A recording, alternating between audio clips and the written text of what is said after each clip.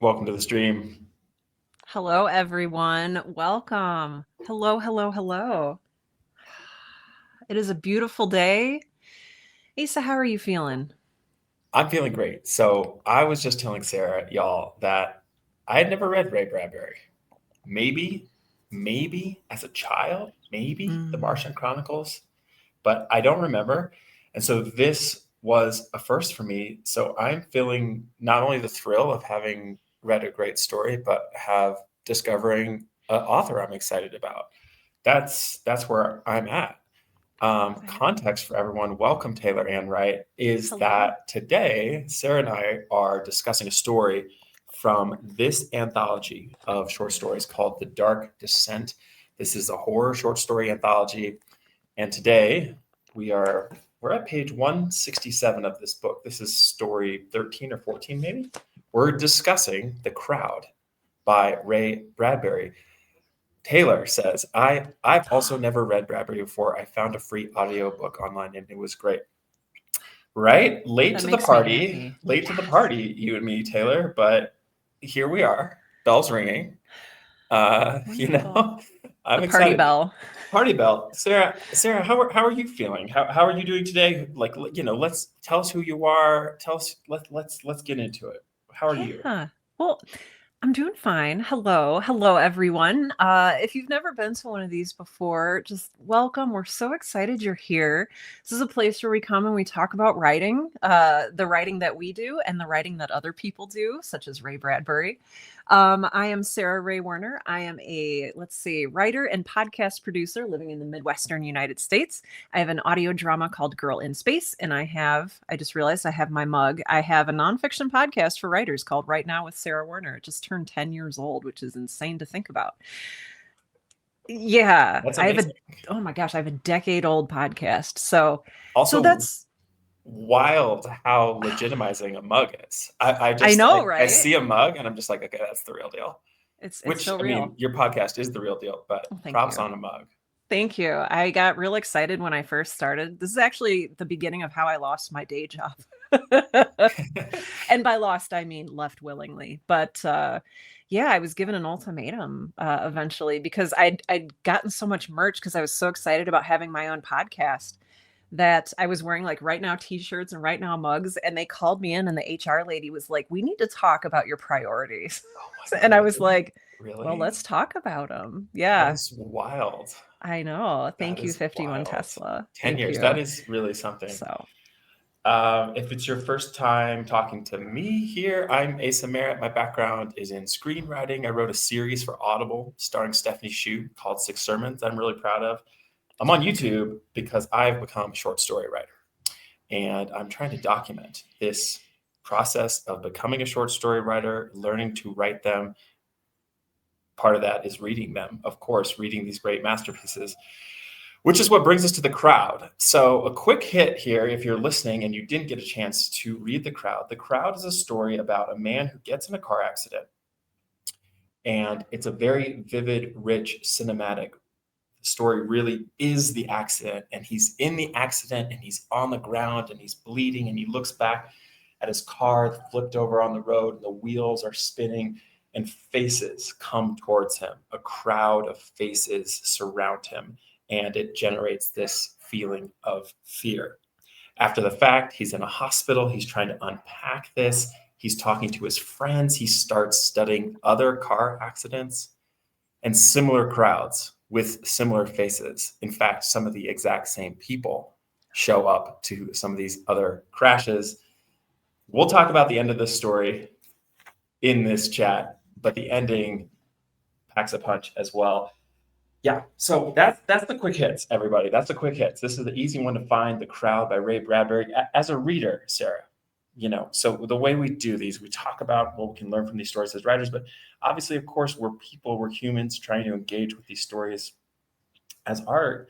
How'd you feel as a reader reading this? so I was excited. I have read Ray Bradbury, and I've read most of the October Country, and I believe that that's the short story collection where this book, or excuse me, where this story first appeared in 1943. Um, I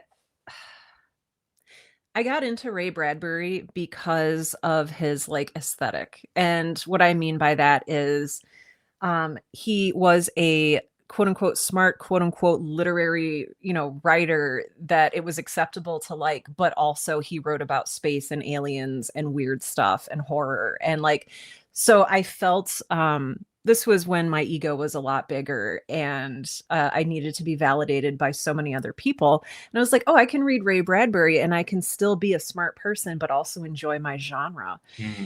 And, that was 20 years ago. And now I encourage you to read trash and not even anyway, we'll get into all that another day. But so I came into this fresh. I had not read the Crowd specifically. Um, it was less weird and more straightforward, I think, than a lot of his other stories that I've read. And that was surprising for me. Um, what I did notice was he has, and we can talk about this in a little bit, he has such a signature writing style that if you would have covered up Ray Bradbury's name at the top, I'd never read this before, I would know. I would have known it was a Ray Bradbury story. And we'll talk a little bit about voice and um yeah, your this author's like signature style, I think, throughout our discussion today. But yeah, it hit me. It really made me think of the first story we read for Horror Story Club, which was Stephen King's The Reach. There's a lot of similarities, I think, there, although the introduction to the story invites us to compare it to Harlan Ellison's The Whimper of Whipped Dogs, which we read, I think, just a few weeks ago, if that. It was fairly recent. Okay, I promise I'm not going to ramble on and on, but it was a good story. It was tight. It was compact. There was nothing to edit out, I thought. But at the same time, it was not my favorite Ray Bradbury story. Okay. Okay. Right. So, Right. Which yeah, and eventually I want to hear a little bit about how this holds up against his other works. I'm curious about that.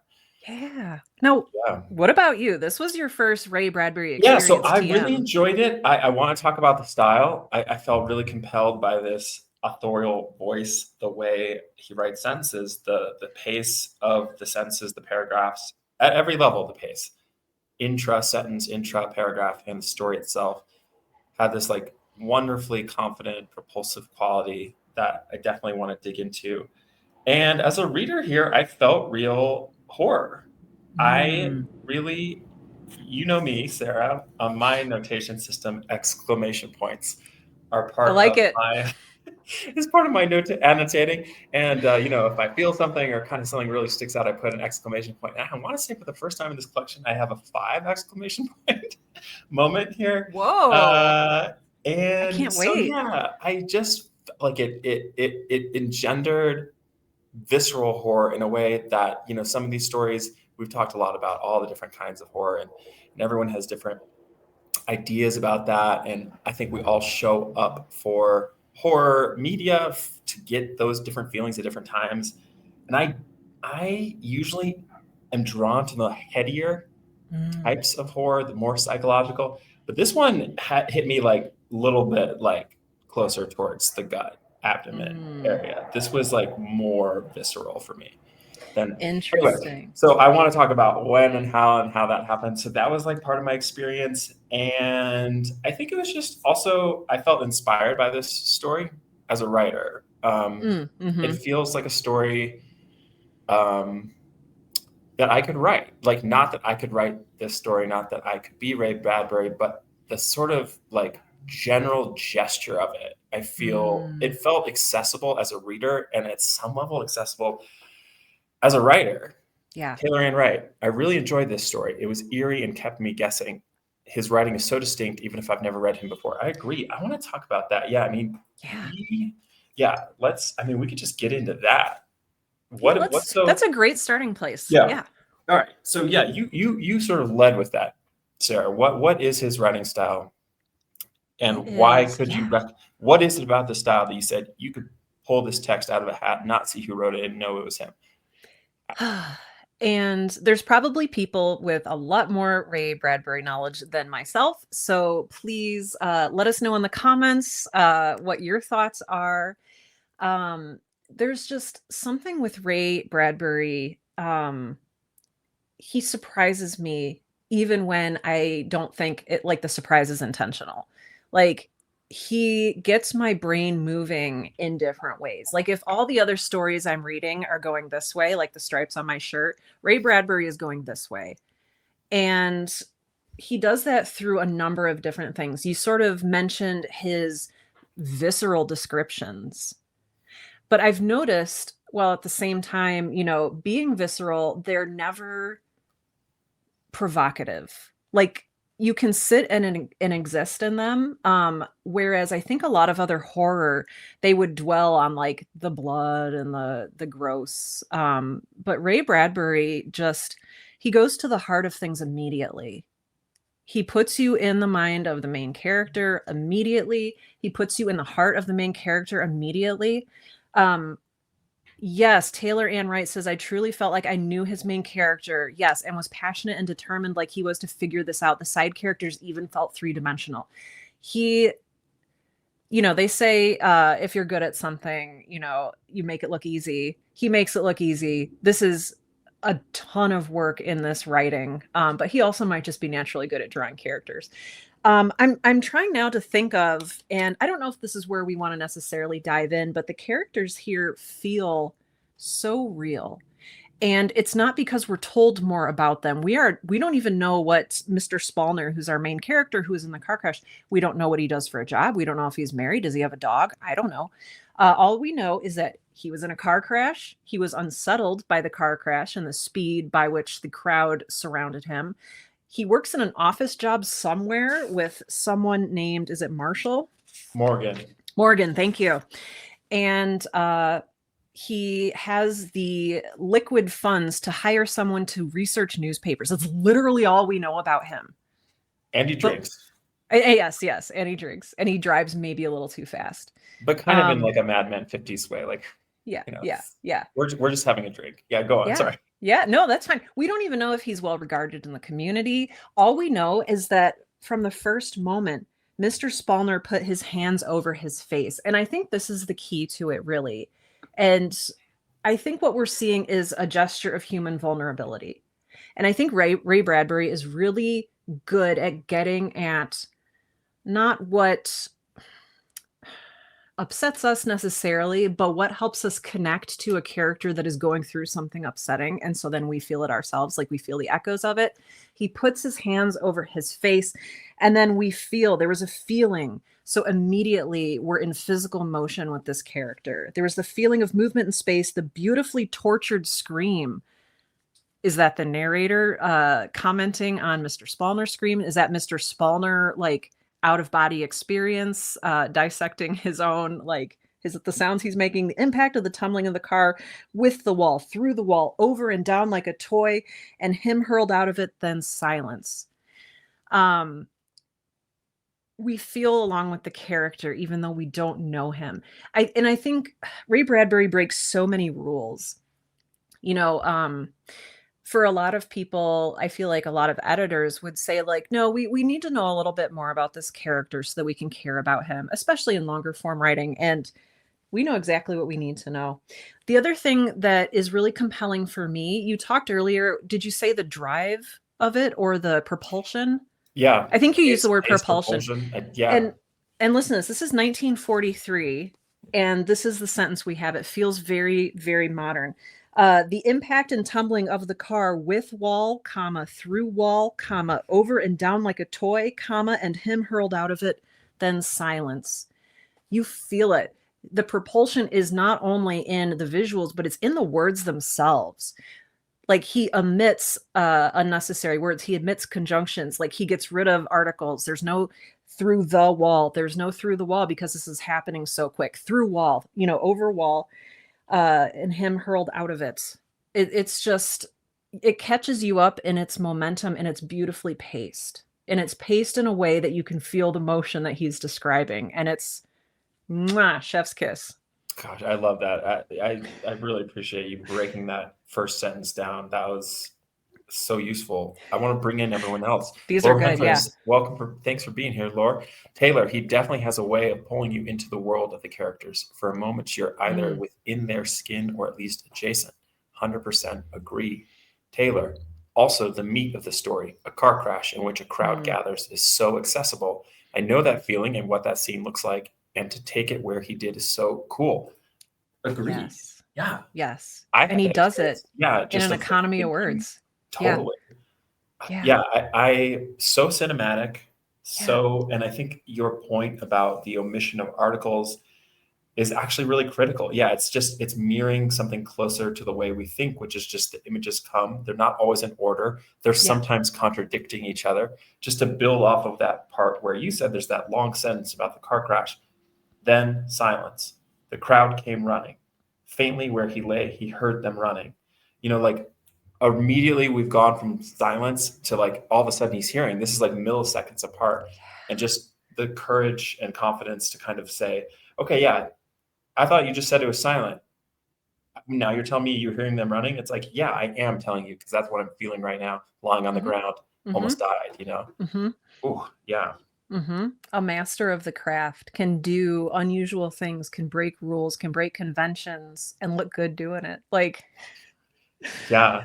it's just so good. And I'm like, yeah, this is one of my least favorite Bradbury stories, but also I'm like, I love it. I love it. Because he's just, as a writer, I admire him so much. So much. Oh, Let's go back to this idea that you articulated, Taylor articulated, Laura articulated, that the writer Bradbury here knows his main character. We feel compelled by them despite knowing so few of biographical details, so few traditional elements of characterization. Why do we care about them? And how does Bradbury do it?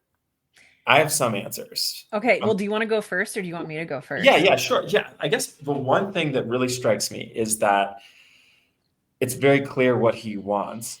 It's very clear there's a mission here. This guy wants to understand what happened to him and how it happened. And it's like almost like a true crime engine a little bit. Yeah. Like collecting the newspaper scrappings to figure something out. And it's almost like that is enough. It's like, because this person, this character cares so much about understanding what happens to them, I'm on board. They almost died, and their passion for this quest is like carrying me along with them.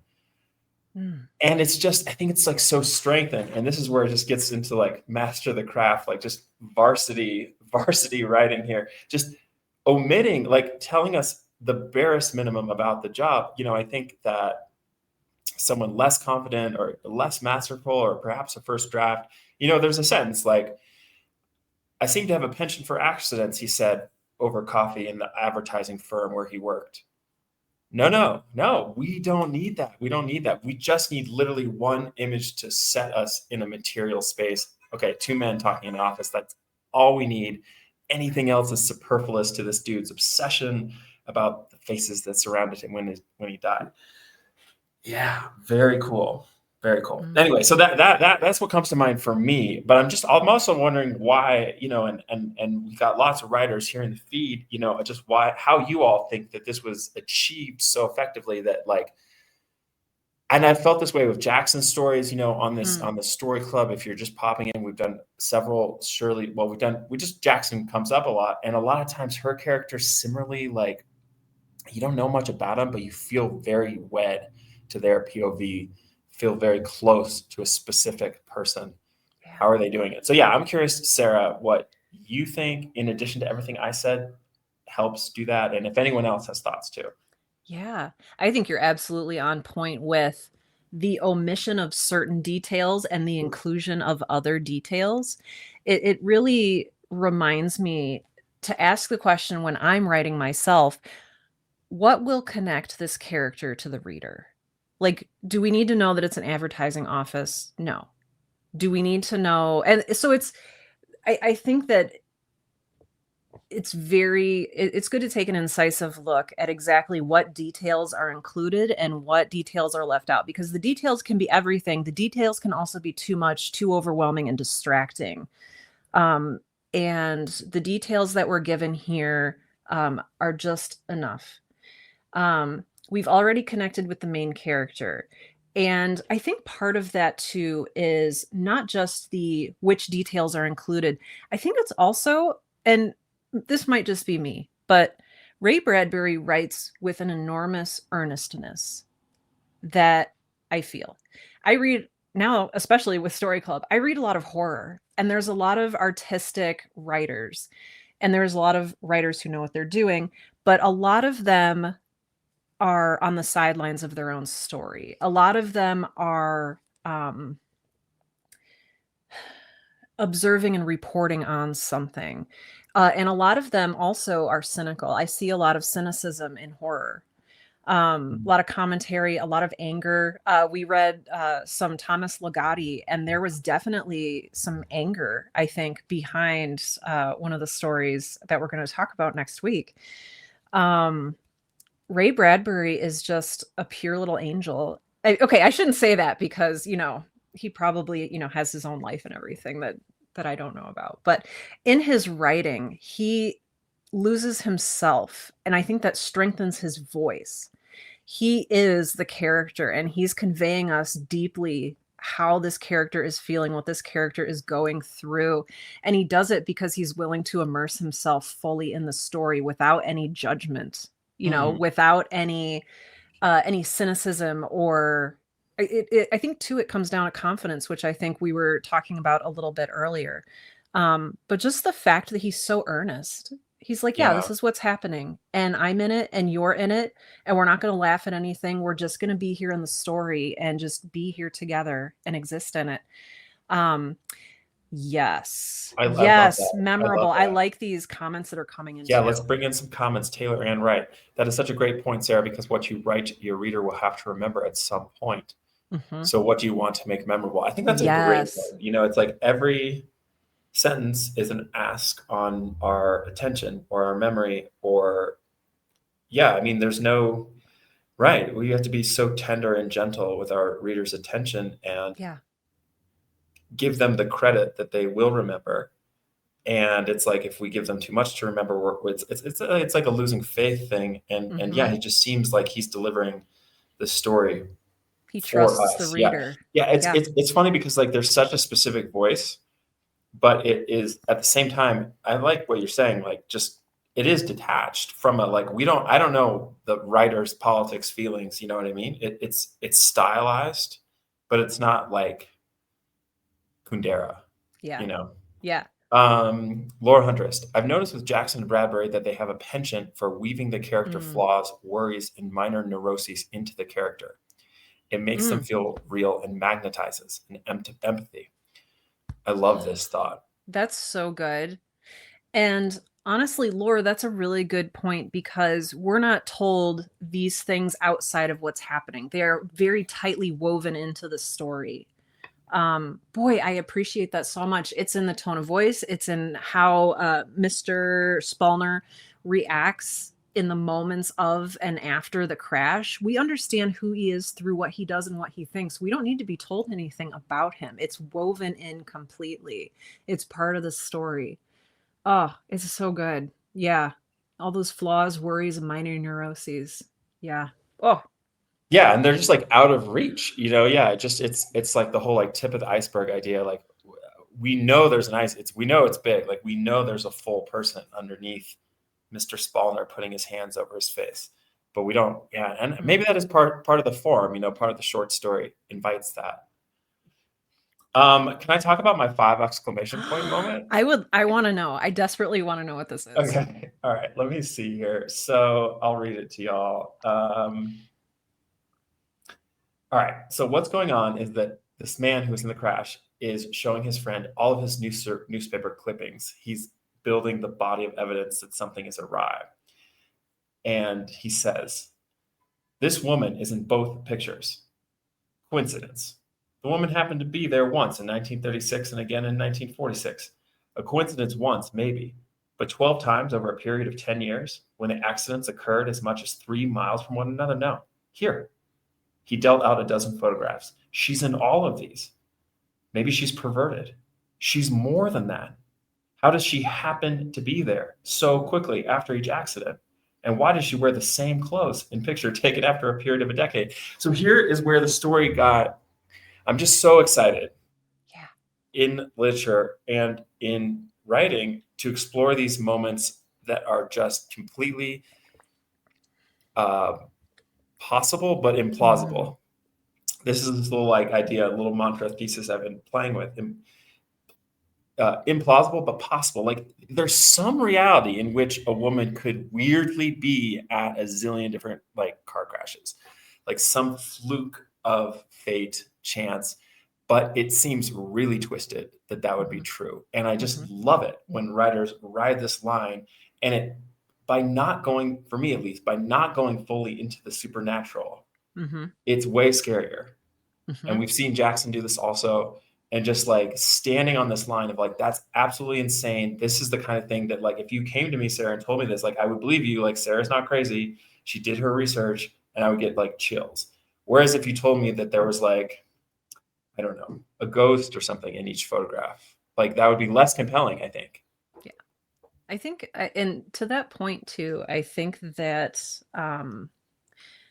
it's really smart that Ray Bradbury has another character there to argue the things that readers might say, because I was thinking in my head like, "Oh, it was a coincidence." And the Morgan, his coworker, is like, "That's a coincidence." So like Morgan is a stand-in for the audience at that point, and we see Mr. Spallner's firm belief. It's an unquestioning belief. He doesn't even question like, "Oh, am I insane?" He's like, "No, this happened. Here's the photographs, Morgan." And we see Morgan acceding to that. You know, we Yes. see we Yes. see Morgan signing off. He's like, "Ah, you're right. That's super weird." I think that's a great point because like we find ourselves in these stories always asking like, well, what if they're just insane? Yeah. And I think you're totally right that by including another character, it undermines that. Yeah. Laura Huntress, I shared a video to the Mm. Discord. We have a Discord, everyone. We'll share some details about that, where jamming is happening among readers and writers. I shared a video to the Discord of him talking about always using intuition Mm. rather than intellect in writing. He trained on the works he loved rather than collegiate training, very Mm. gut based. Well, that's Mm. inspiring also. Wow. Yeah. Yeah, because what do you learn from reading something that you enjoy versus something that you're forced to read? You know, how much more open are you to certain things? I love that. That's I love it great. too. And just like learning how it works on your own terms, you know? Yeah. I have a lot of writers, slightly off topic. I have a lot of writers who say, like, I can't be a writer because I don't have an MFA, or I can't be a writer because I don't have a writing degree. I don't have a college degree. I don't have a high school degree. And it's like, do you read books? Right. I mean, I think the case is increasingly really convincingly made that it's like there's such a risk that you'll hurt your writing. Yeah, there is. Oh my Um, gosh, all the stuff I had to unlearn after that collegiate education. I had right, to unlearn. I spent years unlearning a lot of right. what I had learned. Well, what else can we learn now that we're learning from on the gut level from this story? Yeah, what else? What else really kind of sang for you, Sarah? Yeah. If And there so are other parts. if I can pick back into your 5 exclamation point spot, what Yeah. was it about that specifically? Like it was very good and very concise, but like why 5 exclamation points? Well, I think it's just because how the de- the I'm imagining a circus act. Mm, And you know, if you got we got tons of street performers here in Mexico City, and there'll be these guys that string a tightrope across the two red lights for the duration of the 90-second red light and get up on that tightrope and juggle for like 80 seconds, hop down, string it down, go collect tips, and then the red light turns green. It's absolutely insane. But they're using a real thick tightrope. They're not far from the ground. You know, they're using both their legs. And then you compare that with, say, the French artist who did that tightrope walk across the Twin Towers oh gosh. 30 years ago, famously without Yeah. ropes, right? And so for me, this passage is walking the tightrope Mm, sort of towards that latter example where it's so impressively could be supernatural, but could be real. And I think like as close as you can get to that level of plausible but improbable, that is like the ultimate goal. That's the kind of limit. We're talking calculus that you're trying to get to. That's the limit that you're trying to get to. And I got there for me. So yeah, I think that for me, it just, and it cranked up, it was like, okay, here's all these clippings, it got more and more improbable, but stayed plausible. And the end of that paragraph to me, like hit that sweet spot. So I hope that answers your question. It does, because I'm always curious, like, why do we love what we love? And I mean, just like Taylor asked earlier, like, what makes a character memorable? Like, why do we hold on to certain things and forget or reject others? And so I like to know what like sticks with people. And I mean, is that usually we talk about this at the end of our episode, but like, is that something you're going to try to take away and implement in your own writing? Well, I just think, yeah, generally like the broader project of putting us in realities that feel like they could be real, but on paper aren't, is like that body of literature is like so exciting to me. So I think in general, like where I'm at right now in 2025 is like, wow, I want to participate in that body of literature and like engage with these weird spaces. The categories are tricky. Like, is it weird fiction, whatever, but like, Yeah. I love it. And so I definitely want to create stories that exist in this space. I think like what we can take as writers, I think there's a more like technical, granular lesson in that moment, in that it happens smack dab in the middle of the story. So, we've talked about midpoints, the classic structural idea, whether it's a screenplay or whatever, where something happens in the middle and the whole course of the story changes. And this fits that to a T. Just a reminder that like so many, and we've sort of circled this. It's just like, okay, and that's what I meant, but earlier in the conversation, where it's like, I feel like I could write this. Like, I didn't write this, and Bradbury's a genius. But like, okay, like this is not that crazy. It's like a vivid scene, puts us in a vivid scene that has an impact on someone. They kind of go through an experience. There's a critical turn in the middle that sets the story in a new direction, and then it ends somewhere exciting. So that's something else I feel like I could take from this. As you can see, a lot of excitement this morning. What about you, Sarah? Like, anything here that you feel like could really augment your practice? Yes. I love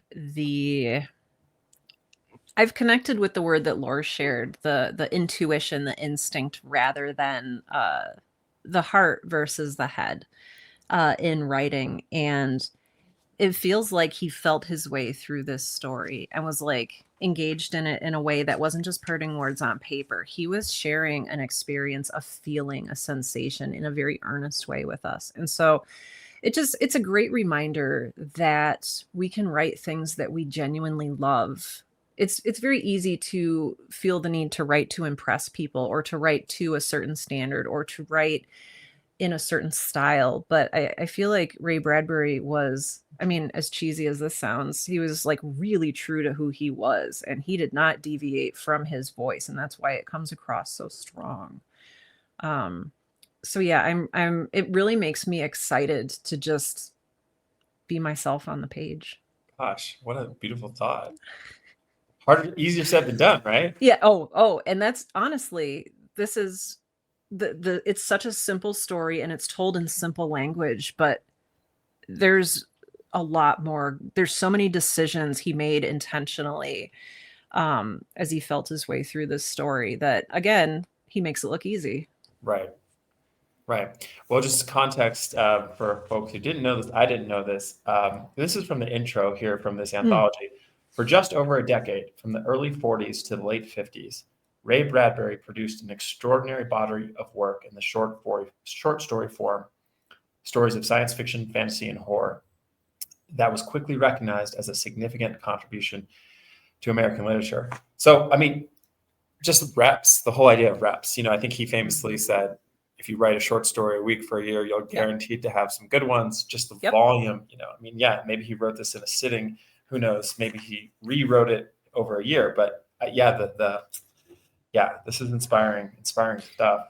Well, and you saying that reminds me of something else is we don't get to read what these writers threw away. Like we tend to see, we don't know what was in Ray Bradbury's like trash basket, right? We see the hits keep on coming. What we don't see, this was maybe a story he wrote on a Thursday. We don't see the stories he wrote on Monday, Tuesday, Wednesday, Friday, Saturday, and Sunday. True. Right. Like, Yeah. and so that sheer volume, I think that honestly it's something to think about as writers. We're like, oh, I need to write one perfect shining story. And it's like, no, you need to write a ton of stories, and then you'll Right. realize that one is good. You polish that one and then you keep going. So it's just, there's so many good reminders in here about how to create things that matter to you and to your audience. So so good.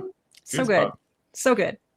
All right, let's talk about the ending because for Ooh, can folks we who didn't read the story, maybe they're ready to hear it. well, can we talk first? I Yeah. think this will segue into the ending. Let's Yeah. talk real quick about the crowd. So we've talked about Oh Mr. yeah. Spallner. We've talked about how the story feels, what happens to Mr. Spallner. What's up with the crowd? Okay. What is up with the crowd? So the crowd immediately made me think in the title, made me think of The Fog by Yeah. Oh my Stephen gosh. King. Yes. Yes. And just immediately just this general idea of like kind of an opaque gray other as a source of Mhm. horror. So Mm. like it immediately embodies a horror object that we can map fear onto Oh, was that's my so experience of it. I mean the word itself like crowd is one of these words that like if you imagine if we say the word like hammer, like what we're imagining is like pretty similar. good. But like if we say the word crowd, like you might be imagining like the Vatican when the new Pope, and I might be imagining like Mardi Gras. And it's just it's this word that is like has this cool evocative vagueness to it that I think really serves horror and terror. So I was like, oh, that's cool. And then That's like great. more concretely, like kind of the English paper of it all, I think it's like I mean, it's tricky. It's a rich metaphor. I don't know. It's like some of the crowd is new, some of the crowd comes back over and over. Yes, the ending suggests that maybe the crowd is a specific league of people, but I think there's all kinds of open readings where the recurring faces in the crowd are just embody a kind of eternal evil. Mm. Yeah. So Yeah. those are my thoughts. Those are I my thoughts love it. on the crowd. Yeah. I love it. Yeah. What hit me was I love what you said about mapping out fears and anxieties onto the mass, the collective noun of the crowd. I really, really like that. Oh my gosh, Taylor says they're the actual first responders. I'm sure they inspire each other. One story can adapt into a different iteration. Oh, I Yes. think Taylor, you're talking about writing a ton of stories Yes. Yeah. and then like, yeah, finding that's a Building great point. momentum. Yeah. Um, So yeah, these actual first they're responders. yeah, And I think this is key. And this really goes off of what you were saying, Asa. And when the crowd first gathers, I've been in a car crash before, so this was like especially visceral, like to me. And maybe you have, I know it's very common. Um, but I remember like a crowd came. Like it happened. And this just felt so normal. I mean, I know it's an abnormal circumstance.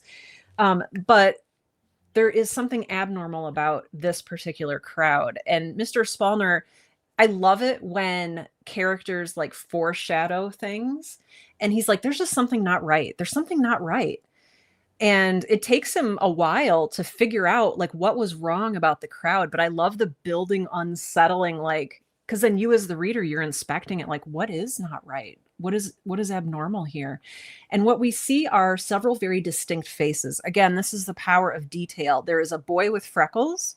There is a woman with dyed red hair and I think too much red makeup. There yep. is an old man with thin lips or Wrinkled wrinkly lips. lips. Yeah. There's the thin faced pale man. Yes. There's some very, just a few details, very specific pinpoint characters of the crowd. And they arrive. He figures out later They arrive within like milliseconds of the crash. And he's like, where did they come from? And so the mystery builds. And Let's bring at, that. I want to. Sorry, oh, I'm yeah, going to yeah, yeah, interrupt you yeah. for hot. This comment seems really Oh, apropos. this is good. Yeah, go ahead. You want to read this one? No, no, you. Lore Huntress. The people in the crowd were reminding me of the characters in the Twin Peaks gas station Dimension. The little boy and his grandmother, the masked Mm, man, Bob, Mike, the arm, etc. mm, mm. Yeah, Yeah. Yep. Yeah.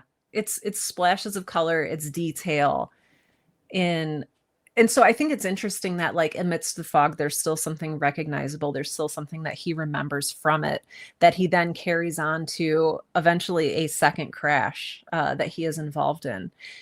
Um I'm curious. So, we have this impression of the crowd and Mr. Spallner goes back to work. I think 2 weeks later or something. While he's in the hospital, he pays someone to research car crashes in the area and like pull up pictures of the crowds that gather at these car crashes, which you alluded to earlier. He then sees, I don't remember if he's at a bar, like looking down at the street, or if he's in his office, but he sees a car crash that he's not involved in. Can we talk about that for a second? yeah. Let's. This happens. Da, da, da, da, da. He's coming home from the hospital. He's in a cab. He instructs the cabbie to Oh, that's pull right. over Yes. and look at the crash. The wreck came into view. A body lay on the pavement. You knew there was a body, even if you couldn't see it, because of the crowd. The crowd, da da da da. And yeah, does he see some? Is that where he sees someone? No, it So appears not. you reminded me there's two. So there's that one, and then there's a second one. Okay, Morgan Taylor's on it. He sees Oh, two coming home and with his friend with his Morgan. friend Right. Morgan, because Yes. Morgan's at one. And I'm gonna just read this little part. Um, and it involves a woman. So he saw a woman's body a moment before the crowd swallowed it up. Morgan said, "You look lousy. Here, finish your drink. I'm all right. I'm all right. Let me alone. I'm all right. Can you see those people? Can you see any of them? Oh, I wish we could see them closer." And he kind of like runs out into the crowd because he's so obsessed at this point. And the part that I found interesting was how the crowd, do I want to say, determines the fate of this woman. So the woman is horribly injured. Directly to which page you're at, real fast? Yeah, so I'm on page 170 near the bottom. Okay, I'm with you. Got it. So the crowd arrives within 21 seconds. And whether that's significant to you as a reader or not, I'll let you take that as you will. But he sees some familiar faces, a little freckled boy. And then what happens is a voice asks, just like at his own crash, is he dead? Just like you would expect a crowd, a speculative crowd to ask. She's dying, someone else replied. She'll be dead before the ambulance arrives. They shouldn't have moved her. They shouldn't have moved her. So, you hear like, oh, if you see a victim of an accident, you're not supposed to move them because you could hurt them even worse. Was this prescriptive? She's dead. Okay, so Taylor says yes. Yeah, I think it's clear because I think at the end that I think he explicitly articulates that that's a theory later. Yeah. Oh, Yeah. And also, yes. this is just super scary too. When they move the body, that person perishes. So scary at the ending crash. Right. So okay, and that's where it's like, who are the crowd? Right. Let's turn to the ending because then it's like, who are the crowd? What are they about? Are they just evil? Are these personal fears? Because they're more than personal fears because we have this other character, Morgan, who has validated his experience. Oh, this is good. This is good too. We've got this is Jimmy Wrights. Jimmy Wrights says Bradbury wrote the story based on a real life experience. Ooh, someone has context. Thank you, Jimmy Wrights. Years before, when he and a friend witnessed an accident, he remembered the woman who was badly hurt, but mostly the crowd that seemed to show up almost instantly. Yeah, this feels from a lived experience. Right. And then, yes, let's look at this and then let's explore the passage. Okay. Taylor and Wright. Are they angels of death? Are they ghosts are the ghosts from past crashes. That's what I got. That's what I sensed from the end. So Yeah. the end, what happens is there's a second crash. So our narrator has assembled a body of evidence that there's something very weird and creepy and strange going on, that the same people are coming back to crashes. He gets all these clippings. He's headed to the police. He doesn't make it because a giant truck comes and hits him. He goes out of the truck, or he gets out of his car. He's in the accident. And unlike the crash that started the story, this time he's not going to make it. And we get a really vivid play-by-play of Oh. those final moments. And we get an interaction of the crowd. This is not passive. Like the crowd is playing, I think, an active role in the events. And that truck that hits him, I mean, did you get a sense that like that was preordained? Did you get a sense that like the crowd, whatever it is, Death. had something, or maybe orchestrated that crash? Or that's what left me wondering. Oh, Taylor's headed to work. Wonderful. It's so good to see you here. Please do come and go as you need to. Yeah. By the way, great to see everybody, you. Taylor and Wright is on the internet in many places, YouTube, and most relevantly, the three of us, I think, soon, next week, are going to discuss The Frolic by Thomas Ligotti. So anyway, have a good day, Taylor. Yes, and we're congrats. excited. Good luck on the new job. Yes. Here we are. Yeah, so let me just read part of this here. Okay, Yeah. This is the ending sentences for everybody. He's on the ground. The crowd is around him. All right, that's me setting it up. Here we go. Somewhere, a siren. The ambulance was coming. But looking at the faces, the construction, the cast, the form of the faces, Spallner saw it was too late. He read it in their faces. They knew. He tried to speak. A little bit got out. It looks like I'll be joining up with you. I guess I'll be a member of your group now. He closed his eyes then and waited for the coroner. Oh. Whew. Yeah, what do you make of that? Oh, I make a lot of things of this. Let's hear it. So it reminded me earlier in our discussion, I said this reminded me a little bit of The Reach. There's this like community of ghosts in the afterlife, or this community of presences in an afterlife that is something that is joinable, which I always think is so interesting. But really, what got me is that last sentence, waited for the coroner. That's just so much dread, but it's also so earnest. It's just beautifully done. Spallner saw it too late. He read it in their faces. They knew. And what I'm curious about is like the causation here. If the crowd hadn't been there, would he still have died? And I think it's interesting. One of the most like poignant parts of this final crash scene to me is that he's completely passive. He cannot move and he cannot speak. He is a victim, and it's terrifying. He tried to move. He realized something was wrong with his spine. He hadn't felt much at the impact, but his spine was hurt. He didn't dare move. And I recently went through spinal surgery, and this just like punched me in the heart, because I know what this feels like to have something wrong with your spine and to know this is important. This is major. He couldn't speak. Opening his mouth, nothing came out but a gagging. Somebody said, "Give me a hand." We'll roll him over and lift him into a more comfortable position. And we know from the woman before who was in the crash, what does moving the body do?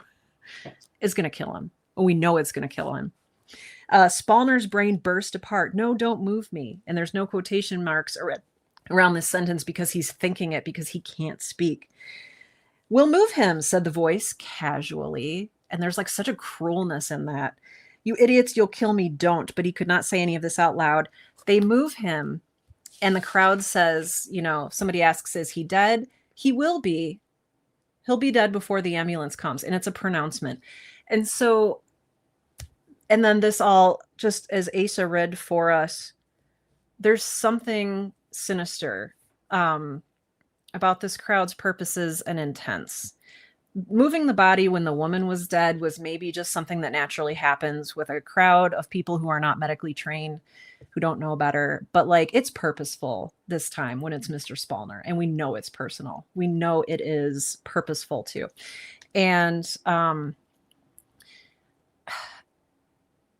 they move him. Who moves him? And this is maybe a little, maybe unnecessary to ask, but like, is it one of these like ghosts who moves him? Is it the crowd acting like a crowd does out of ignorance and just moving him because that's what crowds do? Is it, I don't know. So I'm very curious here, I guess, to the degree of maliciousness.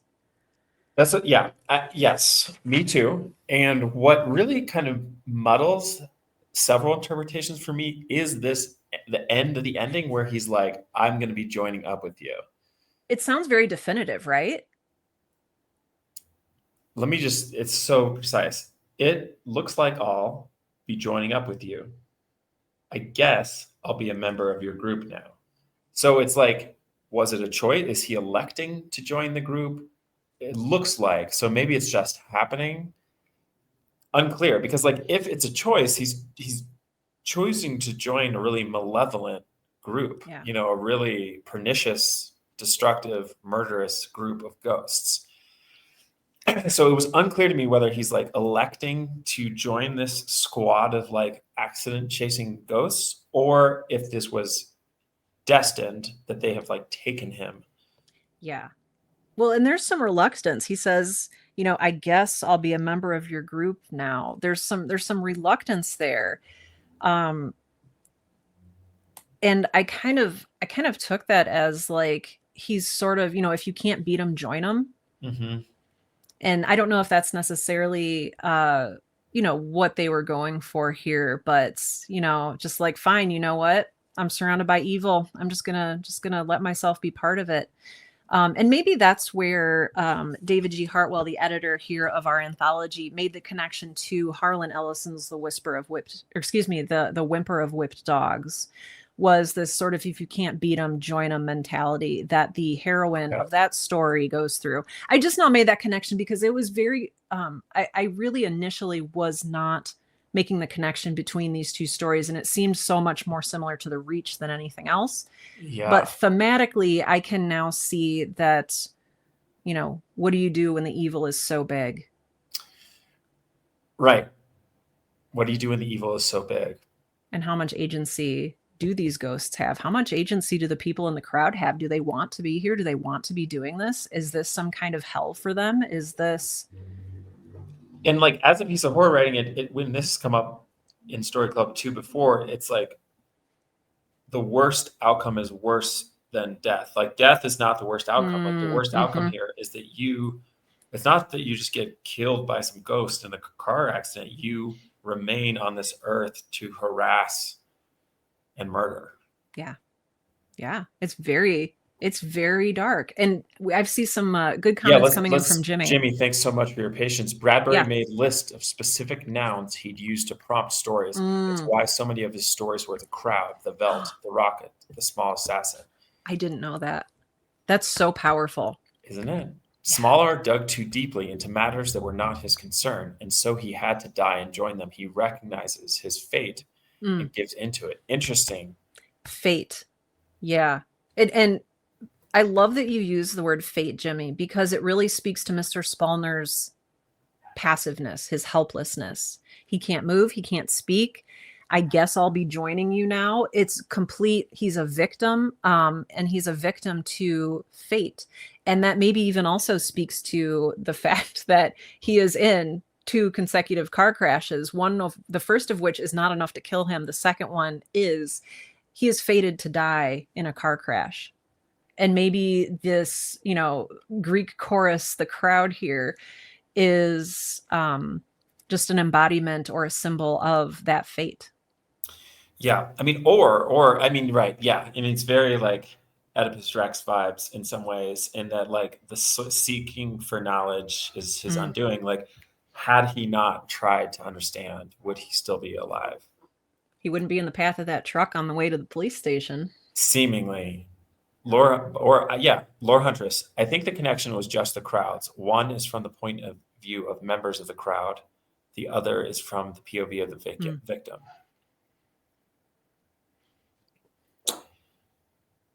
Whew, wow. I think it was Lore Huntress. Someone recommended we check out Something Wicked This Way Comes. Ooh, That's yes. Ray Bradbury. Yes. Another spooky season option for us. So yeah, if it's your first time here, Sarah and I talk about a lot of short stories. We are currently working our way through The Dark Descent. There's talk of exhibition stories, which is to say stories outside of this anthology. We're going to do I was like, what does that mean? I know, right? I think of like sports exhibition matches okay. where like teams play each other and they're not in the same. It's kind of like they're for fun. I don't know the sports. I'm glad you do. That's okay. That's what we're here for, Sarah. We're covering each other's black holes. Speaking of black holes, the big book of science fiction. On Wednesdays, we read stories from that anthology. And on Fridays, we write. Tomorrow, the much anticipated, maybe you've seen the billboards, How to Write Space Horror Workshop. Tomorrow at 9. Jimmy has a thought. He wasn't meant to notice the crowd specifically. They're there to bear witness to accidental deaths, but they shouldn't be known as specific beings. They are the crowd in caps. Interesting. We talk a lot in horror about like the sin, like what is it that brings you to this fate? And Jimmy is seeming to suggest here that like maybe it wasn't his fate all along, but he made the mistake of, trying to find out what was going on with the crowd, and that's just a no-no. So now you have to die and be a part of them. Yeah. Right. It's pretty iconic. It really is. Pretty iconic. It is. So we do have a Discord. We do. And because the Discord is growing, because really strong writers are starting to join it, we are leveling up. Yes. As the internet says, the Discord, and there's a survey. So if you want to join the Discord, I'm putting in the link, the chat here, a Google form. Well. And it's a 3-question survey. This is not this is not an application. We're gaining information about everybody so these writers can connect and everything. Go to that form, answer the 3 simple questions, and you get a link to the Discord. We'd love to have you. As we said, there's a lot of really great readers and writers in that mix, and we're so grateful for each of you who are here. Laura, Jimmy, I think you're there too. Taylor, a lot of folks are over there. We appreciate you, and it's been so fun doing this story club and continuing to grow this community. It really is. Yeah. It really is. I'm so happy to be here at the very beginning. It's I think we're going to do some really cool things. I think so too. A things man was not meant to know kind of story. Yeah. I mean, and even though it does seem at the very end to be very like, here's what's happening, there's still questions around it, which is a really beautiful and hard thing to pull off, is satisfying the reader while also leaving room for interpretation and ambiguity. So a motif of these great stories. I really, they just all seem to contain multitudes in terms of their endings. I love it. Yeah. I love it. Well, my friends, we do Story Club, Speculative Fiction Story Club, on Wednesdays and Thursdays at 10 a.m. Central, 11 a.m. Eastern, 8 a.m. Pacific. So join us Wednesdays and Thursdays. As Asa said earlier, Wednesdays we do science fiction, Thursdays we do horror, and then tomorrow at 10 a.m. Central, 11 a.m. Eastern, I'm going to just like memorize those time zones. Tomorrow, Friday, please join us for a little bit of a workshop. We're doing a space horror workshop. We'd love to have you there for that as well. But we're here on YouTube every Wednesday, Thursday, Friday. So please do subscribe here to Ace's channel. And Sarah is also on YouTube. But there are several channels represented here. So find us, follow us, and we'll see you tomorrow morning, everybody. We will. I'm excited. All right. Bye for now, friends.